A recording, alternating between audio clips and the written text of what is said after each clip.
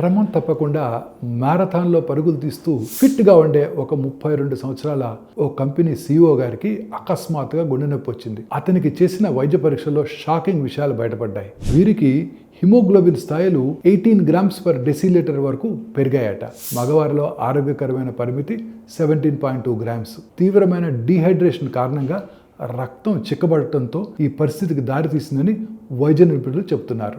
Experts అభిప్రాయం ప్రకారం రక్తం చిక్కబడినట్టయితే రక్తనాళాల్లో అడ్డంకులు కలిగిస్తుంది, రక్తనాళాలను నిర్బంధించి రక్త ప్రసారణను తగ్గిస్తుంది. ఇవన్నీ గుండె మీద ఒత్తిడి కలిగిస్తాయి మరియు గుండె సమస్యలకు దారితీస్తాయి. వైద్యులు బ్లడ్ థిన్నర్స్, ఇంట్రావెనస్ ఫ్లూయిడ్స్ సాయంతో ఈ CEO గారిని కాపాడగలిగారు. శరీరంలో వేడి మరియు చెమట కారణంగా డీహైడ్రేట్ అయినప్పుడు రక్తాన్ని పంపు చేయడానికి గుండె మరింత కష్టపడాల్సి ఉంటుంది. ఈ అదనపు పని గుండె స్పందన రేటును మరియు దడను పెంచుతుంది. సో ముఖ్యంగా వేసవి కాలంలో పూర్తిగా హైడ్రేటెడ్గా ఉండటం చాలా మంచిది. ముఖాన్ని చక్కగా చల్లని నీటితో కడుక్కోవాలి. పుచ్చకాయలు, కొబ్బరి నీళ్లు, నీటి కంటెంట్ ఎక్కువగా ఉన్న ఆహారాన్ని తినడానికి ప్రయత్నం చేయాలి. అత్యవసర పరిస్థితుల్లో ఆసుపత్రుల్లో ఇంట్రావెనస్ ఫ్లూయిడ్స్ కూడా తీసుకోవడం తప్పనిసరి.